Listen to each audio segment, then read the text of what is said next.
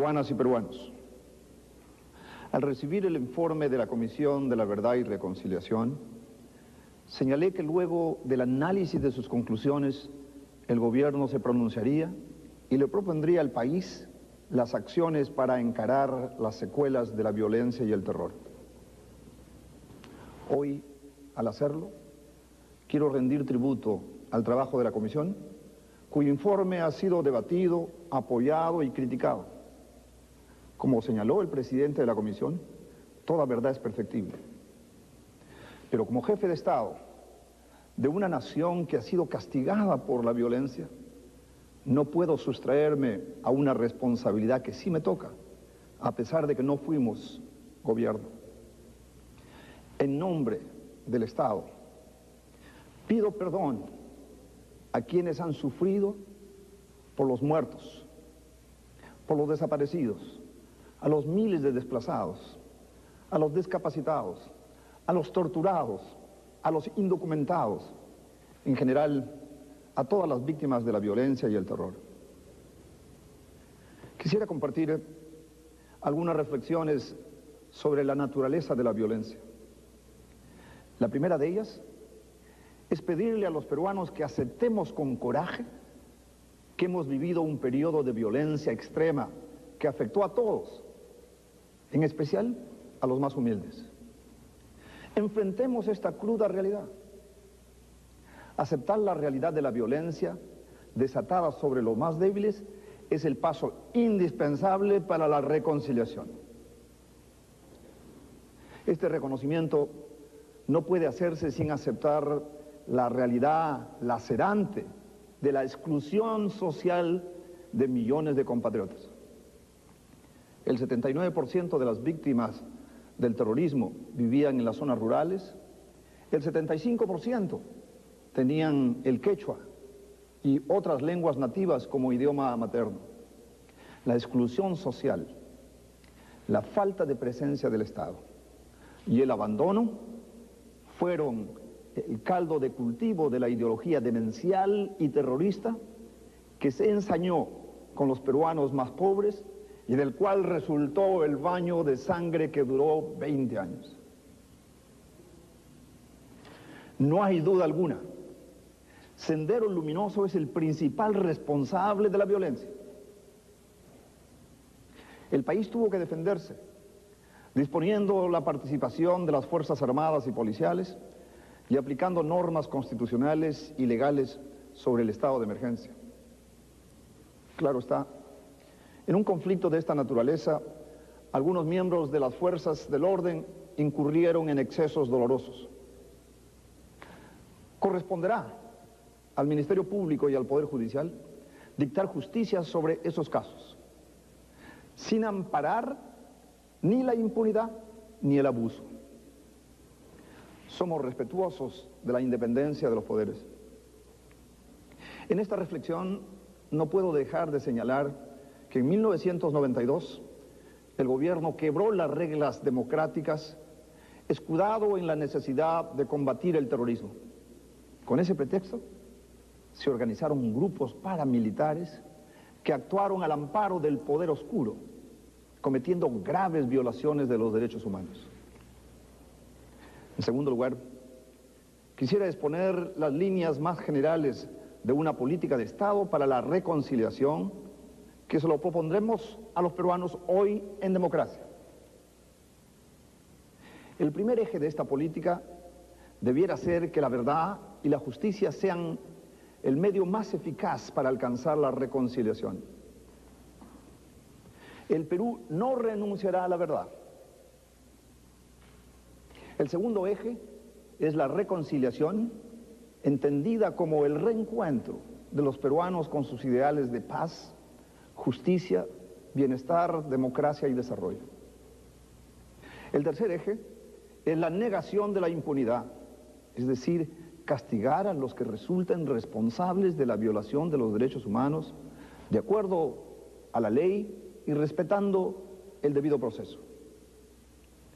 Sin justicia no habrá reconciliación. El cuarto eje es la identificación de las víctimas. En ese empeño, No cegaremos respaldando las acciones del Ministerio Público. El quinto eje de esta política es la paz y el desarrollo de las zonas afectadas por la violencia, así como las reparaciones colectivas a los que el Estado se dedicará desde este momento. Finalmente, deseo anunciar al país la ejecución de un plan de desarrollo, de paz y desarrollo, que tiene ya disponible 2.845 millones de soles y serán invertidos en las zonas más afectadas por la violencia, a ser ejecutados entre este año y el año 2006, en una primera etapa, y esperamos sea continuado por los gobiernos siguientes. El plan tiene los siguientes objetivos. 1.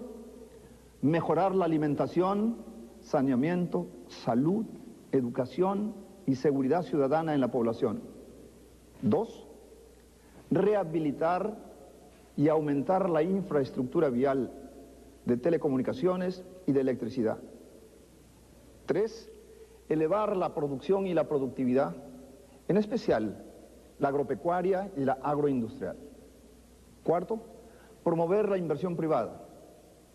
5. Fortalecer la presencia del Estado y de la sociedad civil en esas zonas. Para ejecutar este plan, el Estado recurrirá al financiamiento público y a la cooperación internacional. En este periodo, la inversión pública ascenderá a 2.845 millones de soles, de los cuales 2.550 ya tienen financiamiento asegurado. El saldo está siendo gestionado con fuentes de cooperación internacional. Estos recursos serán invertidos por el gobierno central, los gobiernos regionales y los gobiernos locales, y beneficiará a las regiones de Ayacucho, Apurímac, Huancavelica y a las provincias de Satipo y La Convención, con cuyas autoridades se han elaborado este plan. Acabo de suscribir el decreto supremo que oficializará este plan de paz y desarrollo como elemento más saltante de la reparación colectiva. Entre las primeras acciones de este plan se ejecutarán los siguientes proyectos: reconstrucción de la Universidad Nacional San Cristóbal de Huamanga y fortalecimiento de su plana académica. Ayacucho tendrá una universidad de gran prestigio. Programas de construcción, rehabilitación y equipamiento de aulas escolares. Construcción y ampliación de puestos de salud. Líneas de transmisión eléctrica, Huamanga-San Francisco. Y las redes secundarias para abastecer de energía a los principales centros poblados del valle del río Apurímac y el Ene.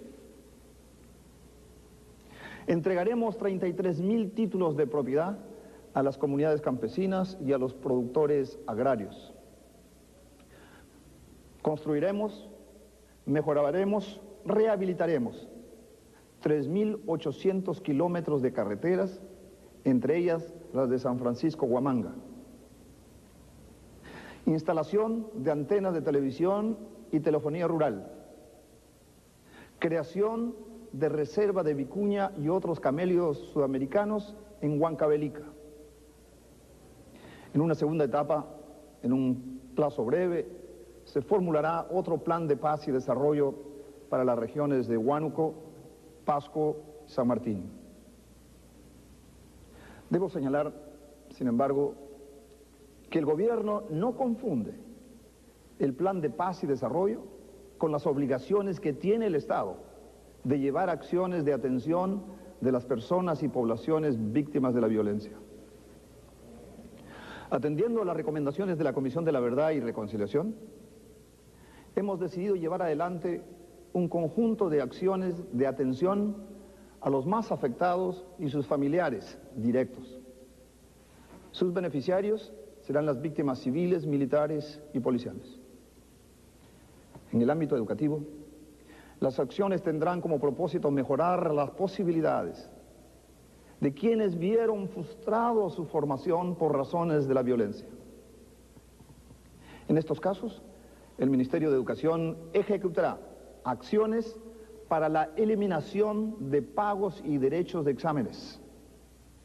En algunas zonas y previa coordinación con la Asamblea Nacional de Rectores, los huérfanos cuya condición se encuentre debidamente comprobada accederán directa y gratuitamente a los estudios universitarios. La reparación en este campo incluirá la preocupación del gobierno por el acceso de los huérfanos a becas de estudio.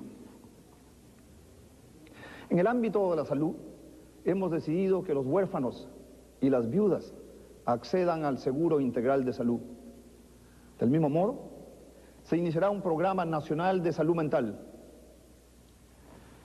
En el ámbito de vivienda, el gobierno promoverá la asignación de casas de bajo costo o sin ningún costo, según sean los casos. Hemos adoptado estas decisiones adicionales a las ya anunciadas. Primero, establecer el día 10 de diciembre como el Día de la Reconciliación Nacional, invocando a las autoridades de todo el país y a la sociedad civil a llevar a cabo actos de reparación simbólicas en reconocimiento a las víctimas civiles, militares y policiales.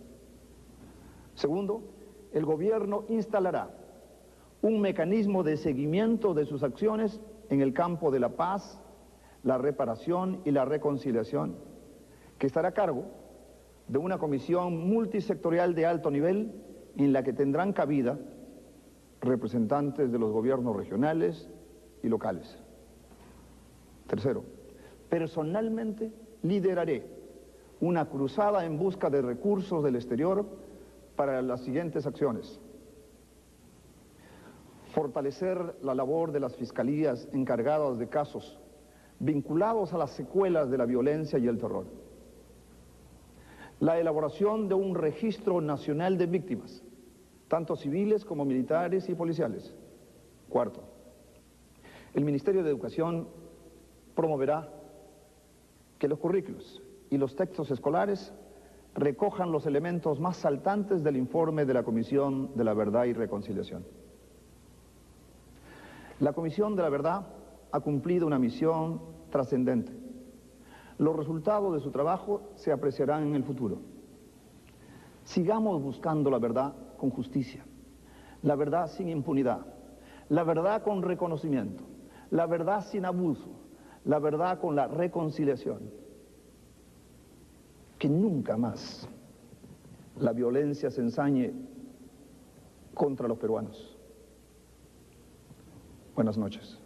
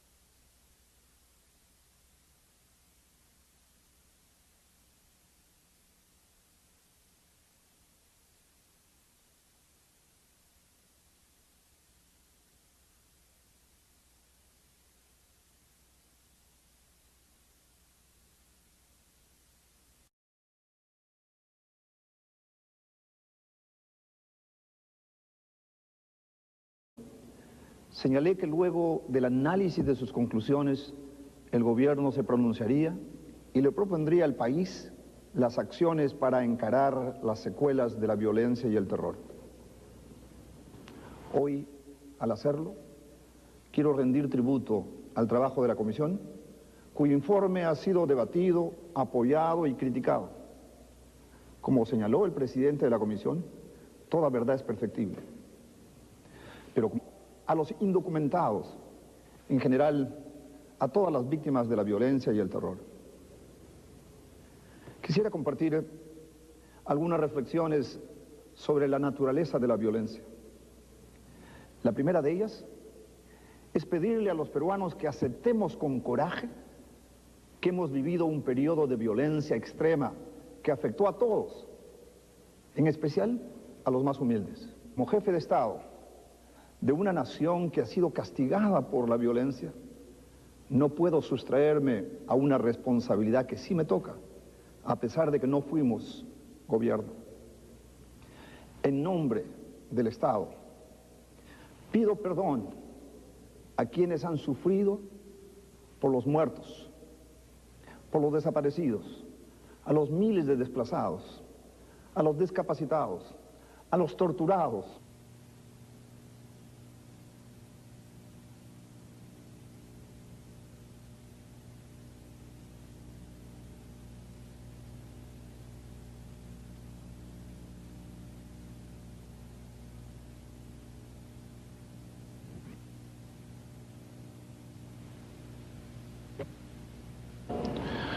Peruanas y peruanos, al recibir el informe de la Comisión de la Verdad y Reconciliación,